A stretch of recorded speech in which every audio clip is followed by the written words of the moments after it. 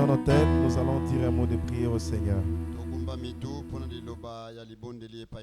Dieu notre Père, nous te disons merci pour cette soirée que tu nous as accordée. Alors qu'elle a plus menacée pour avoir lieu, mais toi, tu l'as maîtrisé dans la simplicité, afin que nous venions ici t'adorer, Père. Tu as fait cela parce que toi, tu aimes que nous nous t'adorions. Te disons merci pour cela, Seigneur. Alors que nous sommes devant ta parole ce soir, dispose nos cœurs à t'écouter, Seigneur. Sanctifie-nous, ô Dieu Tout-Puissant. Parle-nous en ce moment, Seigneur. Prends la prééminence en ces lieux. Que tout autre esprit mauvais qui ne confesse pas le nom de Jésus soit brisé en ces lieux dans le nom de Jésus-Christ. Prédispose nos cœurs, Seigneur, à te recevoir ce soir dans nos âmes. Nous nous abandonnons à toi, Seigneur Jésus, dans le nom tout-puissant de notre Seigneur et Sauveur, le Seigneur Jésus-Christ. Nous avons ainsi prié. Amen. Amen. Que le Seigneur vous bénisse encore une fois. Nous sommes très contents de nous retrouver dans la maison du Seigneur encore une fois ce soir. Je crois qu'hier, beaucoup étaient empêchés par la pluie. Je crois que même aujourd'hui, je ne vois pas beaucoup de gens. C'est peut-être à cause de la pluie qui est en train de menacer. Mais on est obligé d'avancer. Alors, ouvrons nos Bibles alors que je vous demande de vous tenir debout. Jean 6, 66. La Bible dit ceci.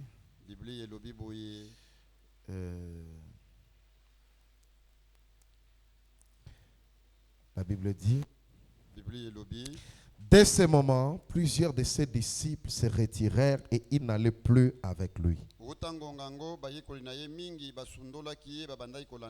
Jésus donc dit aux 12, et vous, ne voulez-vous pas aussi vous en aller? Simon-Pierre lui répondit, Seigneur, à qui irions-nous?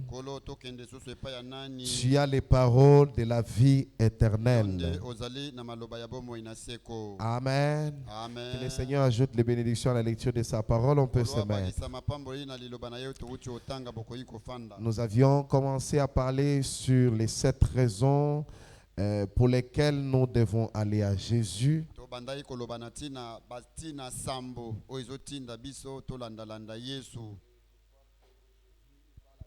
Dieu, on va terminer cela. Amen. Amen. Les 7 raisons pour lesquelles nous devons aller à Jésus.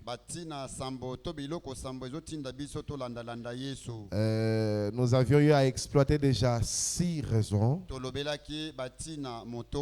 Et aujourd'hui, c'est la 7e raison. Nous allons découvrir cela avec Frère Branham.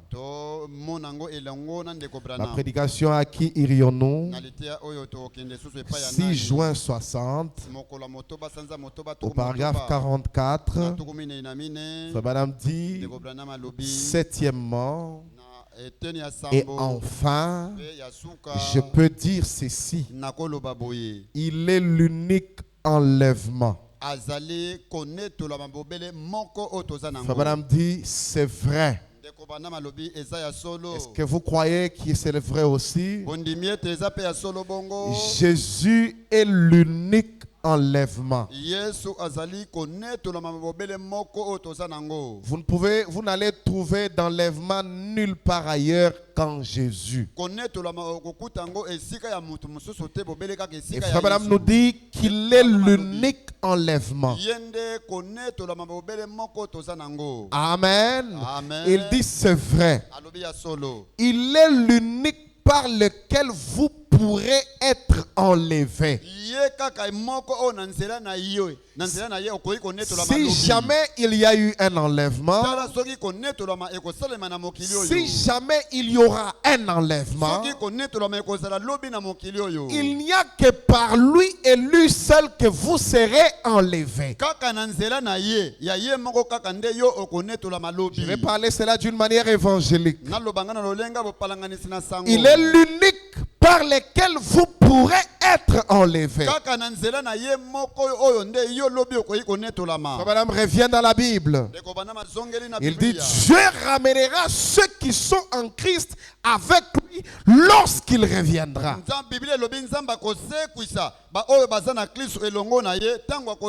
C'est l'unique enlèvement qu'il y a. C'est en Jésus-Christ. Oh, nous avons toutes sortes de choses. C'est comme il y a quelque temps, j'ai parlé à un petit déjeuner des hommes d'affaires. Je pense que c'était à Porto Rico. Quelqu'un s'est adressé à moi disant, vous êtes un prédicateur. Que faites-vous ici parmi avec ces hommes d'affaires? J'ai dit, je suis un homme d'affaires. Il a dit, quel genre d'affaires faites-vous? Il a dit, assurance. Il a dit, quel type d'assurance vendez-vous? J'ai dit, assurance bénie.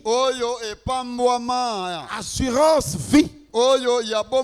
J'ai dit, si vous êtes intéressé par une d'assurance, j'aimerais en parler avec vous. C'est vrai, c'est ce qui m'intéresse.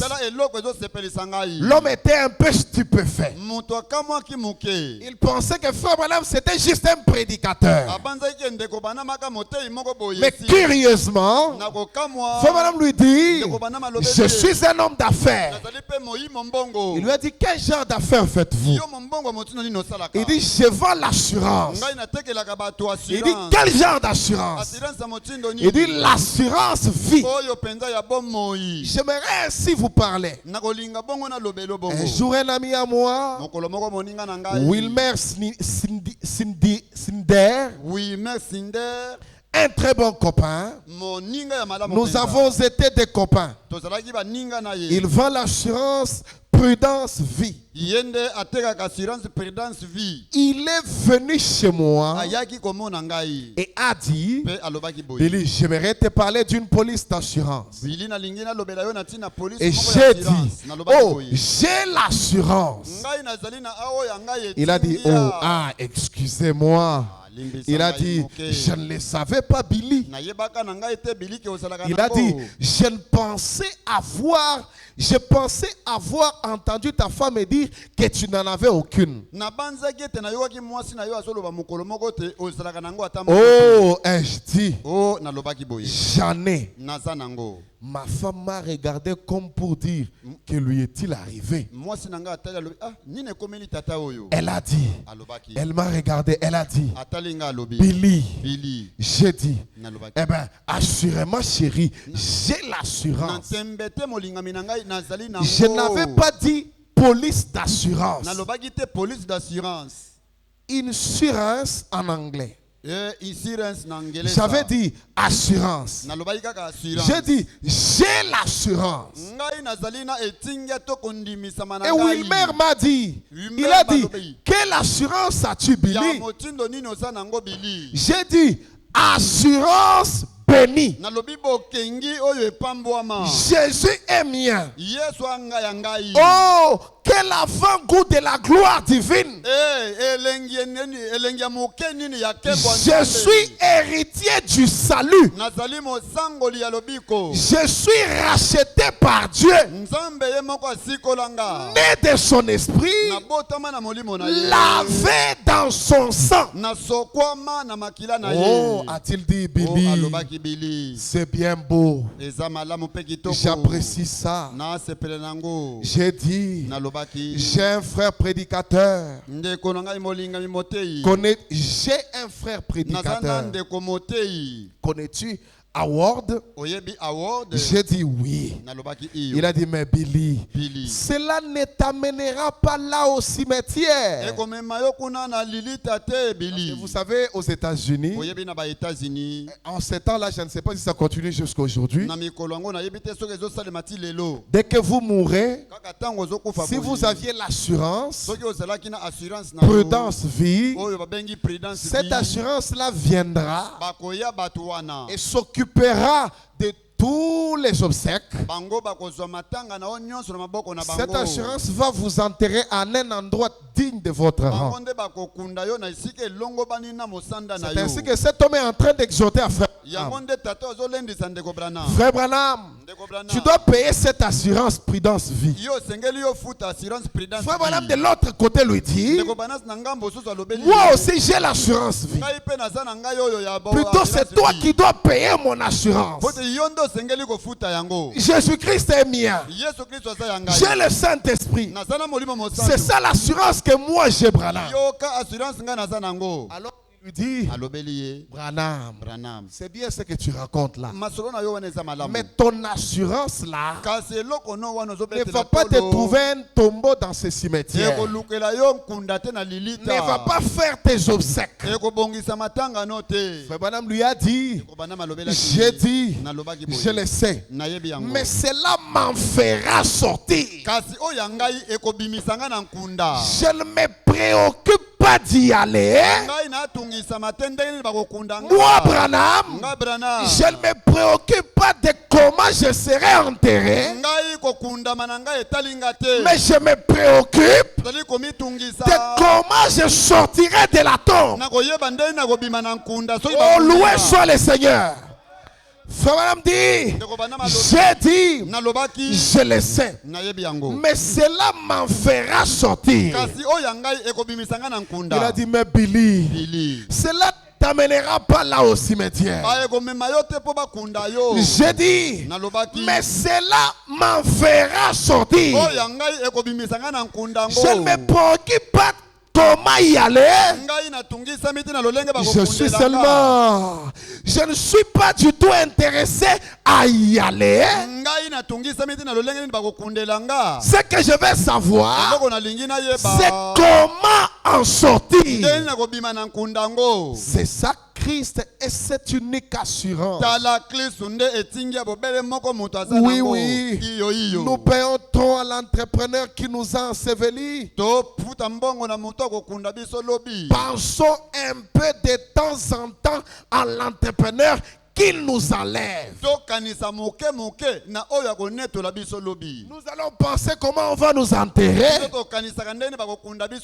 mais pensons comment nous sortirons de la tombe. Celui-là nous amènera en haut l'un de ces jours. Remontez un peu la voix s'il vous plaît. L'unique enlèvement, l'unique qui peut nous faire sortir de la tombe, l'unique qui peut nous présenter devant les Pères sans faute, sans tâche, ni ride. Alléluia. Assurément. Ça ne dépend pas comment nous serons enterrés. Mais nous devons nous intéresser comment nous allons sortir de la tombe. Parce que cette terre, c'est la poussière. Elle retournera à la poussière. Amen. Quand vous marchez sur la terre, ayez ça dans votre pensée. Comme la Bible l'avait dit, tu es poussière et tu retourneras à la poussière. Amen. Amen. Cela ne dépend pas de comment tu iras dans la poussière. Mais ce qui doit t'intéresser, c'est comment sortir de la tombe. Ce qui doit t'intéresser, c'est comment quitter ce monde. Oui, bien-aimé. Même si la mort ne te surprend pas sur la terre, l'un de ces jours, l'un de ces 4 matins, il y aura un enlèvement. Amen. Amen. Est-ce que tu seras enlevé? C'est ce qui doit t'intéresser. L'enlèvement encore, c'est quoi? Je vais parler de ça dans quelques minutes et puis nous allons prier. 1 Thessaloniciens 4:13. La Bible dit ceci. Nous ne voulons pas faire que nous soyons dans l'ignorance au sujet de ceux qui dorment, afin que vous ne vous affligez pas comme les autres qui n'ont point d'espérance.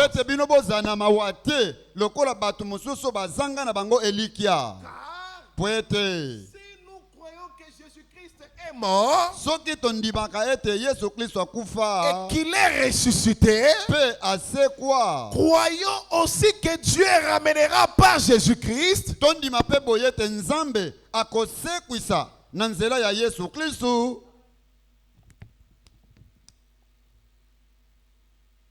croyons aussi que Dieu ramènera par Jésus-Christ. Amen. Amen. Excusez-moi. Voilà. Car si nous croyons que Jésus-Christ est mort, croyons aussi que Dieu ramènera par Jésus-Christ et avec lui ceux qui sont morts. Voici, en effet, ce que nous déclarons d'après la parole du Seigneur.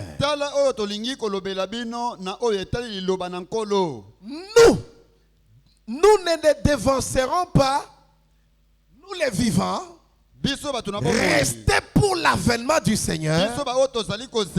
Nous ne dévancerons ceux qui sont morts. C'est là. Car le Seigneur lui-même a un signal donné à la voix d'un archange et au son de la trompette de Dieu. Vous voyez que la Bible énumère 3 choses. Car le Seigneur lui-même a un signal donné à la voix d'un archange et au son de la trompette de Dieu descendra du ciel et les morts en Christ ressusciteront premièrement. Ensuite, nous les vivants qui serons restés, nous serons tous ensemble enlevés avec eux sur des nuées à la rencontre du Seigneur dans les airs. Et ainsi nous serons toujours avec lui, avec le Seigneur. Consolez-vous donc les uns les autres par ces paroles. Voilà notre parole d'assurance.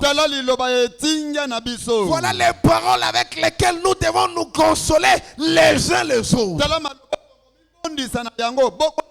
C'est parce que quand nous vivons dans ce monde, L'un de ces jours, notre Seigneur Jésus viendra dans les airs et les morts en Christ ressusciteront premièrement. Et nous qui serons vivants, tous ensemble, nous serons enlevés. Amen. Ça c'est l'exacte vérité.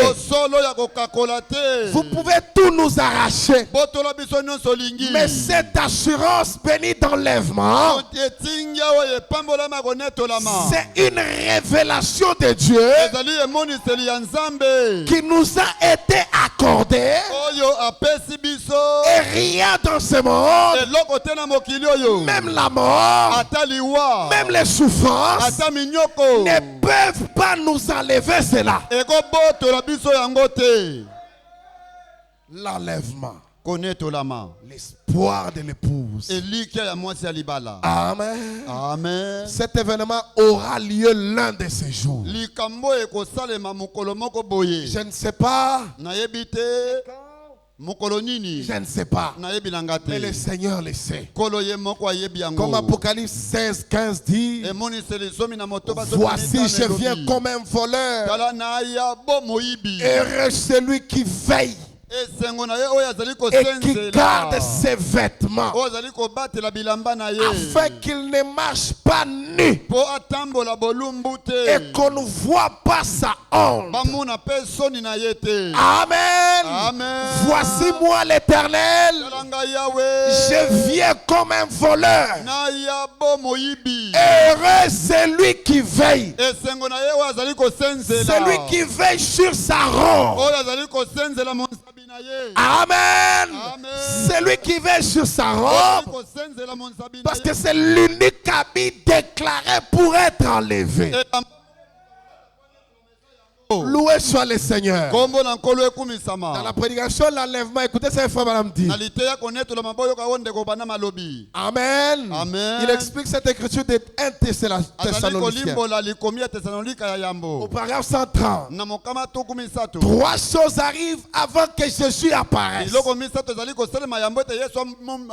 Une voix, un cri de commandement, un cri et une trompette doivent arriver avant que Jésus apparaisse. 3 choses.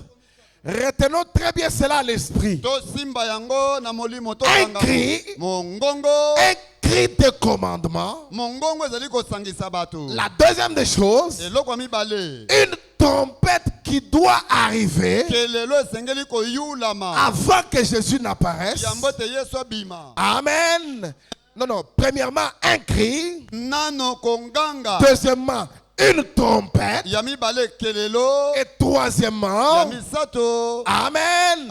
Troisièmement, une trompette doit arriver. Premièrement, une voix. Deuxièmement, un cri de commandement. Et troisièmement, une trompette. Une voix, un cri de commandement et une trompette. Prenons les cris de commandement. Jésus fait ces 3 choses pendant qu'il descend.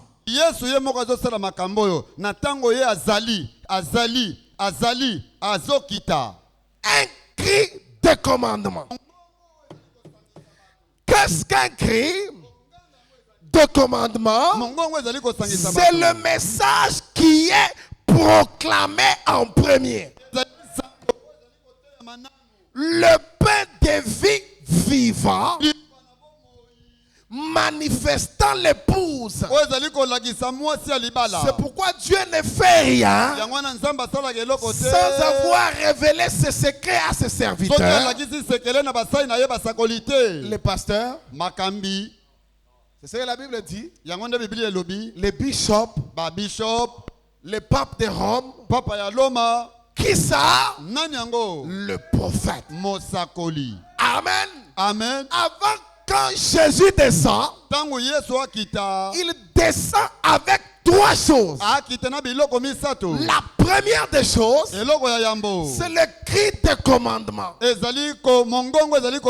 cri de commandement, c'est quoi? C'est ce message. Amen.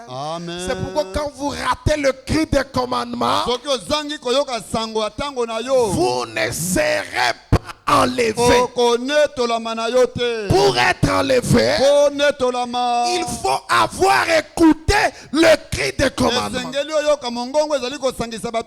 Gloire à Dieu. Et au Psaume 164, il dit ceci. C'est pourquoi le message appelle l'épouse à se rassembler. Voyez-vous, le cri de commandement et la trompette. Ce même matin, il cria d'une voix forte. Et cette voix réveilla Lazare. D'une voix forte, il cria, Lazare, sort. Voyez-vous, et la voix réveilla réveilla l'épouse endormie. Ceux qui sont morts. Amen. Et la trompette, au son de la trompette, lorsqu'elle sonne, une trompette a toujours appelé Israël à la fête des trompettes. Voyez-vous, ce qui était la fête des trompettes, la grande fête dans les ciels, et la fête des trompettes, une trompette annonce un rassemblement. C'est un appel à la fête. Et maintenant, c'est pour le souper de l'agneau dans les ciels. Autrefois, quand il y avait la fête des trompettes, c'était pour appeler Israël à la fête. Maintenant, cette trompette qui sonne, c'est un appel à la fête aussi. Cette fois-ci, c'est au souper de l'agneau dans les ciels.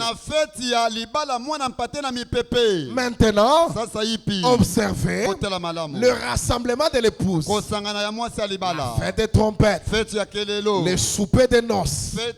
Nous avons vu cela sous forme de type. Maintenant, suivez un moment avant que nous ne terminions. Amen. Amen. Premièrement, un cri de commandement.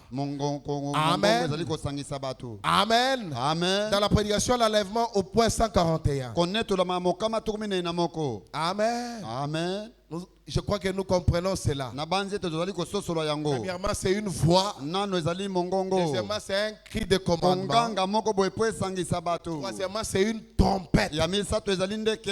Amen. Amen. Écoutez cela. Écoutez ce que Frère Madame dit. Dans la prédication, l'enlèvement, paragraphe 141. Il dit ceci. Il a ordonné que ces choses soient. Et maintenant, il doit envoyer ceci. La première chose arrive. Lorsqu'il commence à descendre, est un cri de commandement. Qu'est-ce que donc? C'est un message pour rassembler les gens. La première des choses, c'est le cri de commandement. C'est la voix. Amen. Lorsqu'il commence à descendre, il doit envoyer un cri de commandement. Qu'est-ce que donc? C'est un message pour rassembler les gens. Un message est proclamé premièrement. Eh bien, c'est le temps de la préparation de l'ange. Alors que le message est proclamé, ceci est un temps de la préparation. Amen. Amen. Comme autrefois dans la Bible, on disait lèvez-vous et préparez vos lampes. Quelle veille était-ce? La 7e, pas la 6e, la 7e. Voici l'époux vient. Levez-vous et préparez vos lampes. Et elles les firent. Certaines d'entre elles découvrirent qu'elles n'avaient même pas d'huile dans leurs lampes. Voyez-vous? Mais c'est le moment de préparer les lampes. Amen. Amen. C'est le temps de Malachika. Lorsqu'on arrive, c'est Luc 17, c'est Esaïe, toutes ces prophéties, afin que cela puisse se parfaitement déclaré dans les Écritures. Ce qui se rapporte à ce jour, nous les voyons se dérouler ici même. Qu'est-ce que la parole avait dit? Au temps de la fin, les hommes et les hommes se marieront. Il y aura la séduction dans le monde. Les femmes se déshabilleront. Quand vous verrez une nation s'élever contre une autre, réveillez-vous, parce que votre rédemption est proche. Toutes ces choses-là que nous avions lues dans les Écritures, cela est accompli.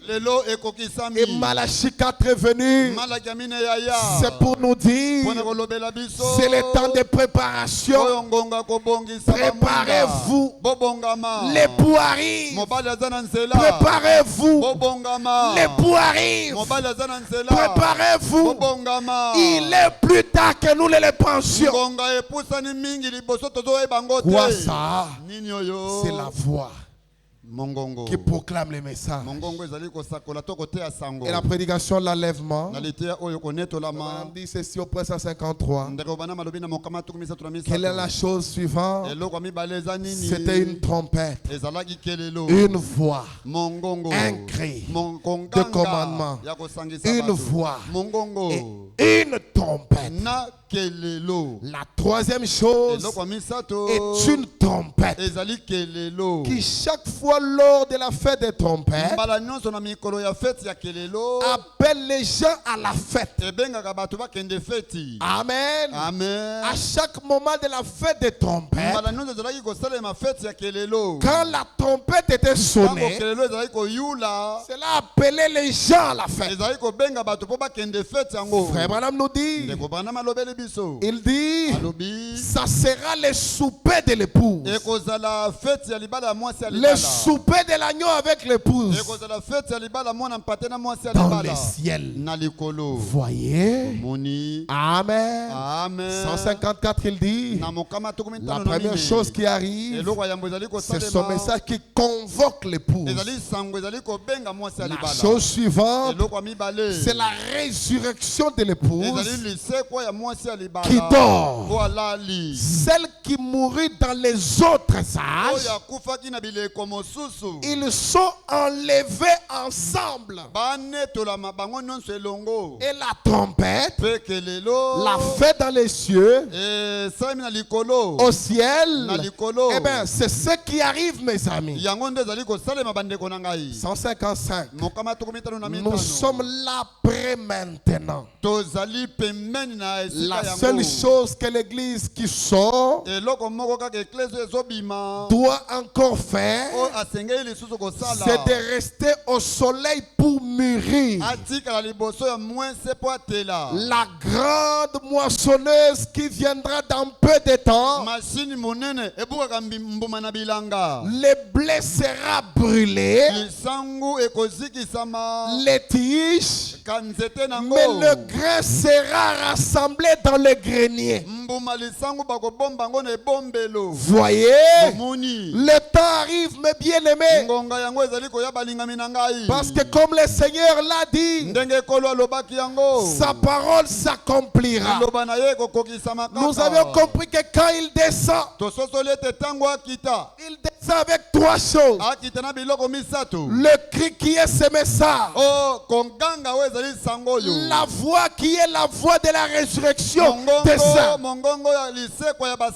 qui sont endormis, même tous les autres saints d'autres âges. Et troisièmement, quand il descend avec la trompette de Dieu. Donc frère Branham dit que c'est l'enlèvement littéral. Bien-aimés frères et sœurs, il est plus tard que nous ne le pensions. La majorité de ces choses a été déjà faite. Le messager est venu. Il a prêché son message. Quelle heure est-il? Amen. Amen. Il ne reste que l'unique espoir pour l'épouse. C'est l'enlèvement. Amen. Amen. En dehors de l'enlèvement, vous n'irez nulle part. Soit c'est le ciel, soit c'est l'enfer. Il n'y a pas de place intermédiaire. Il n'y a pas de lieu sûr. L'enlèvement aura lieu l'un de ces jours. Tous les signes précurseurs sont déjà visibles. L'heure est déjà partie. Oh mes bien-aimés, qu'est-ce que vous continuez à faire? C'est rester dans la distraction la semaine sans avoir le temps de prier. C'est toujours dans le téléphone.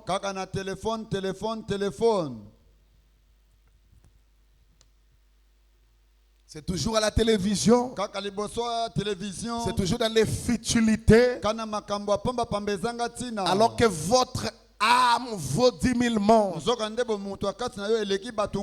Alors que votre âme est appelée à être enlevée l'un de ces jours. Alors que votre âme est appelée d'être enlevée l'un de ces jours. Es-tu déjà prêt? Est-ce que tu as déjà ta robe? L'enlèvement est quelque chose de certain. Cela aura lieu l'un de ces jours. L'un de ces jours, cela doit arriver. Mais avant que cela n'arrive, tu dois être prêt. Amen. Amen. Je vais lire quelque chose et nous allons prier. La seconde venue du Seigneur. Paragraphe 47. Frère, il est plus tard que vous ne le pensez. Sodome et Gomorrhe ne savaient guère cette nuit-là qu'elles vivaient leur dernière heure. Non, Sodome et Gomorrhe ne savaient pas cette nuit-là qu'elles vivaient leur dernière heure. L'Égypte ne savait guère que l'ange de la mort dont la venue avait été prédite viendrait cette nuit-là.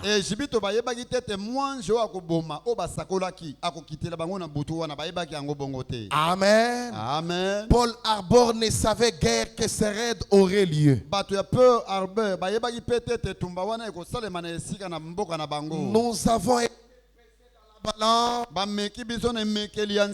et nous sommes trouvés légers. Nous sommes près de la fin du temps. Nous avons été pesés dans le tamis de Dieu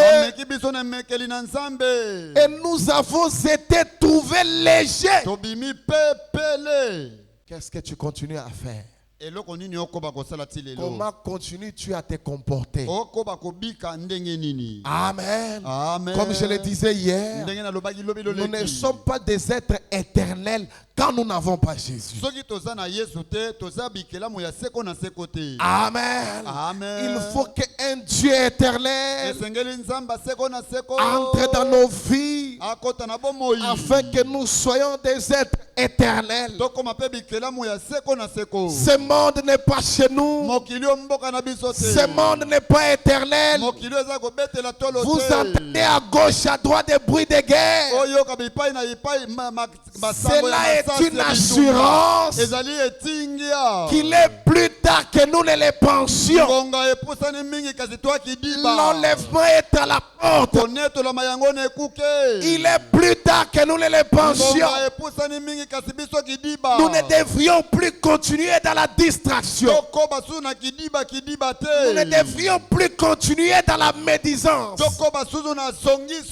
ne devrions plus continuer dans les vaines choses.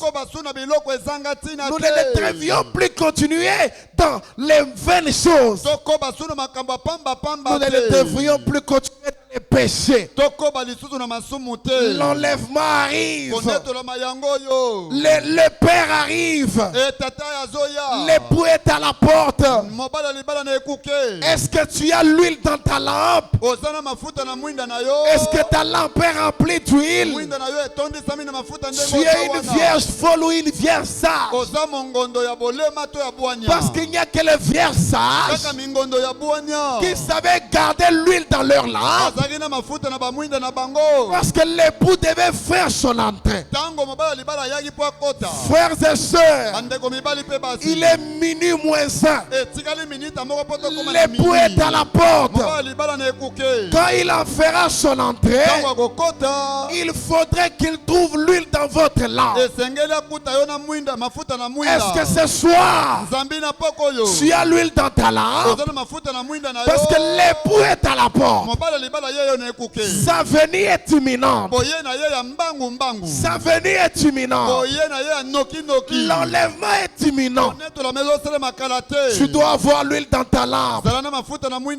L'enlèvement ne connaîtra pas si tu étais membre d'église. L'enlèvement ne connaîtra pas si tu étais enfant d'un frère. L'enlèvement ne connaîtra pas si tu étais diacre ou pasteur. L'enlèvement ne connaîtra si tu étais prédicateur ou pas. Mais l'enlèvement, la condition obligatoire, c'est d'avoir l'huile dans sa lampe. Et avoir l'huile dans la lampe, c'est avoir la robe de noces. C'est avoir le Saint-Esprit dans l'âme. En dehors de la robe de noces, personne n'accédera dans la fête, dans les soupers de noces, avec l'époux. Il est plus tard que nous ne le pensions. Sa venue est imminente. L'enlèvement est imminent. Tous les signes précurseurs sont déjà épuisés. Tous les signes sont déjà épuisés. Dieu use encore de sa patience. C'est pour toi qui traînaille les pas. C'est pour toi qui traînaille les pas. Il ne veut pas perdre une seule personne. Il veut que chacun arrive à la perfection. Il veut que chacun travaille sur son âme. Amen. Et travailles-tu sur ton âme ce soir? Est-ce que tu travailles sur ton âme? Alors que nous nous inclinons, travailles-tu sur ton âme? Amen. Amen. Les gens se battent pour leur corps. Les gens se battent pour payer leur loyer. Les gens se battent pour manger. Mais il y a cet être spécial qui est négligé.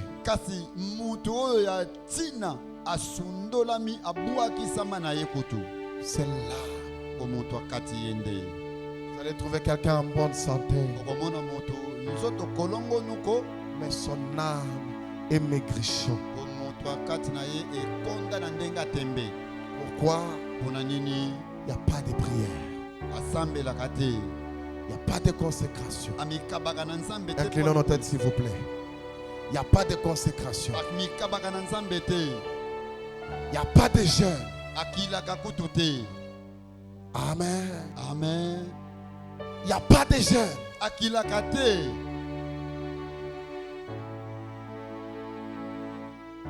n'y a pas de repentance. Tu es quel genre de chrétien qui ne se répand jamais? Toi, tu as toujours raison. Tu as toujours des raisons à avancer. J'aimerais que chacun médite sur sa vie. Si le Seigneur venait ce soir,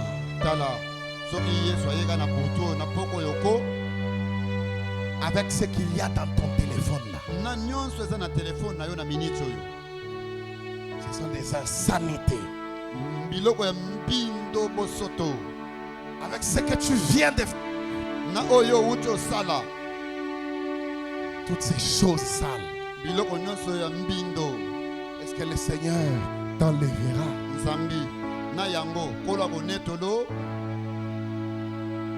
On agit, on se comporte, on pense que personne ne nous voit pas.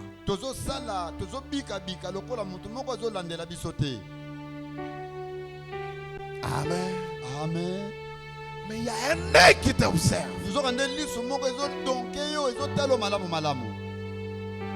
Il y a cet œil qui t'observe. Ce jour-là, cet œil-là t'observe.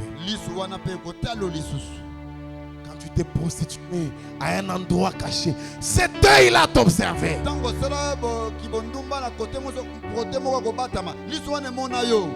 Quand tu étais dans la voiture, tu pensais que personne ne te voyait, c'était bien fumé. Mais il y avait un œil qui t'observait.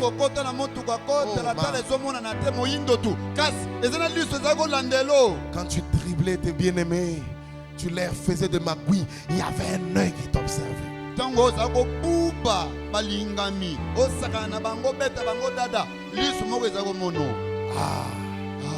Alors qu'il y a un enlèvement imminent.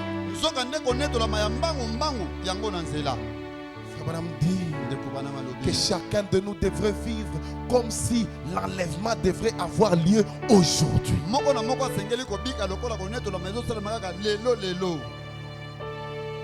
ne parle plus de l'enlèvement dans l'église. On ne veut que parler sur la prospérité. Alors l'enlèvement est mis de côté. Alors que c'est la chose la plus importante. C'est la chose pour laquelle ce message a été envoyé. Amen. Amen. Ce message a été envoyé. C'est pour créer la foi de l'enlèvement. Les 7 tonnerres ont été révélés. Les 7 tonnerres ont retenti leur voix. Les 7 sont révélés. Le 7e sceau l'a ramené sur la terre. C'était pour créer la foi de l'enlèvement. C'était ça le but principal. Aujourd'hui, l'enlèvement est mis de côté. Alors que c'est une œuvre imminente. Le maître à la porte. Le maître arrive. Le maître est à la porte. Quelle heure est-il, mes bien-aimés? Quelle heure est-il, ma soeur? Est-ce que c'est l'heure de se comporter encore mal? C'est l'heure d'avoir encore des cachotteries. C'est l'heure d'avoir encore une vie privée. Oh, mon bien-aimé, ma bien-aimée. Si tu as encore des vies privées que les gens ne peuvent pas voir ce soir, ta place est à l'hôtel. Un chrétien, c'est quelqu'un qui peut vivre en plein air. Il n'a pas besoin d'aller se cacher. Il n'a pas besoin d'aller se cacher dans une voiture fumée. Il n'a pas besoin de se cacher quelque part pour agir mal. Il y a un œil qui l'observe. Il y a un œil qui l'observe. Il y a un œil qui l'observe. Cette voix-là, cet œil-là, le met en ordre. Le place en ordre. Pourquoi? Parce qu'il y a un enlèvement à la porte.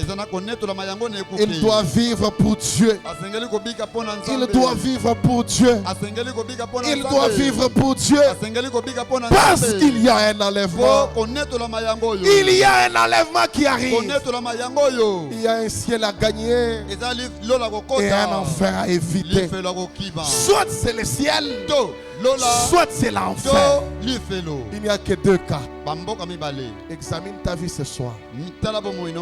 C'est quoi? C'est le ciel ou c'est l'enfer? C'est le ciel ou c'est l'enfer? Chacun de nous peut mentir aux autres, mais à sa propre conscience, il ne mentira jamais. Amen. Amen. C'est le ciel ou c'est l'enfer?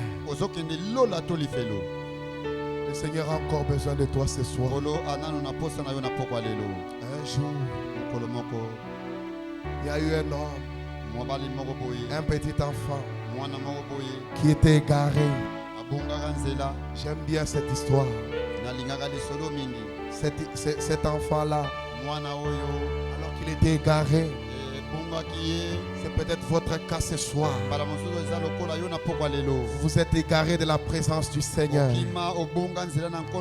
Vous dites, Seigneur, aie pitié de moi. Vous dites, Seigneur, aie pitié de moi. Frère Branham dit, cet enfant-là a été égaré. Il ne savait plus le chemin de chez eux. Il a rencontré un homme en chemin. L'homme lui a dit, petit enfant, chez toi c'est où? Le petit enfant dit, oh mon vieux, je ne connais pas chez nous, mais je sais une chose. Sur la route qui mène vers chez nous, il y a une vieille croix rigueuse. Si tu m'amènes vers cette croix-là, je vais retourner chez nous. Ce soir, mes bien-aimés, tu n'as pas besoin de retrouver le chemin. Mais si je te pointe la croix, tu retrouveras le chemin. Je te pointe la croix ce soir. Ici le pardon est possible. Ici le pardon est possible. Ici le pardon est possible. Alors que nous nous tenons debout. Nous tenons debout avec nos têtes inclinées. Nos yeux fermés, s'il vous plaît. On va nous entonner une chanson et nous allons prier le Seigneur. Allons-y.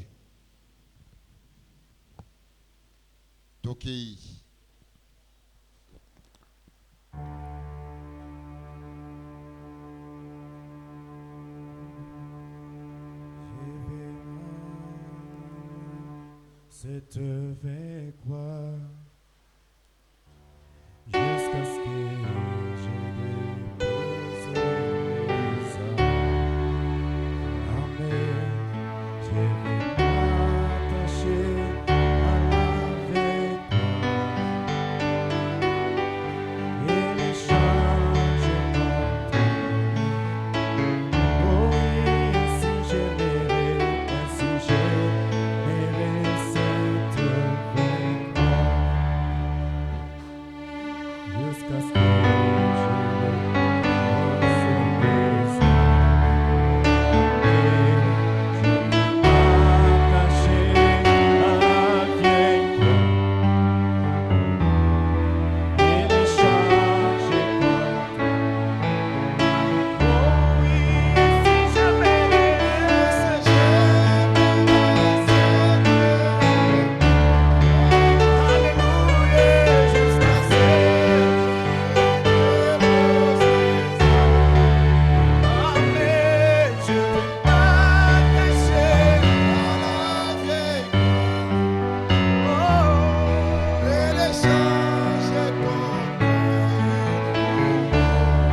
Que chacun de nous parle au Seigneur. Parlez au Seigneur. Dis Seigneur, Seigneur, tu connais ma vie. Pardonne-moi. Tu as dit dans ta parole, même si vos péchés sont rouges comme cramoisi, moi je les rendrai plus blancs que la neige. Seigneur, pardonne-moi. Aie pitié de moi, Seigneur. Souviens-toi de moi, Père. Oh, de David. Aie pitié de moi. Pardonne-moi, Seigneur.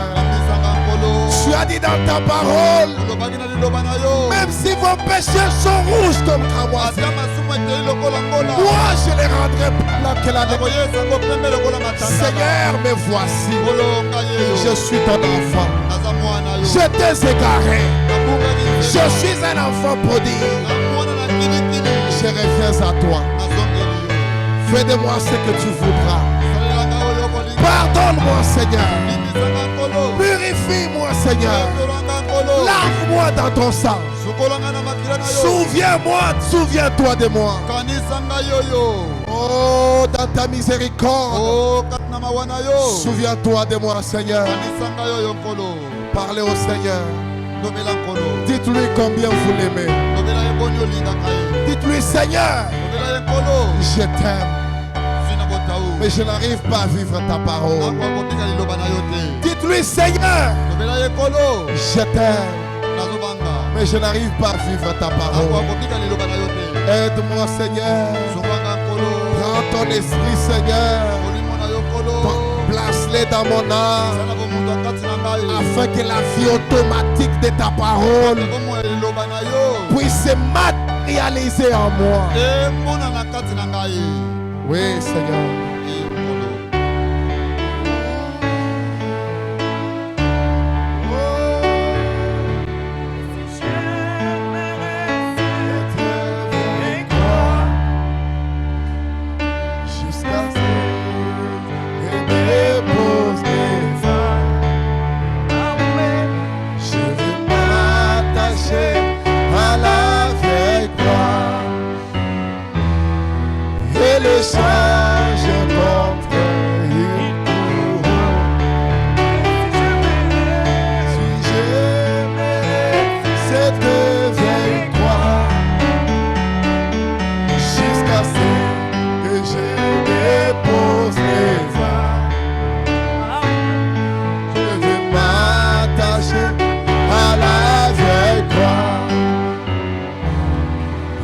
Change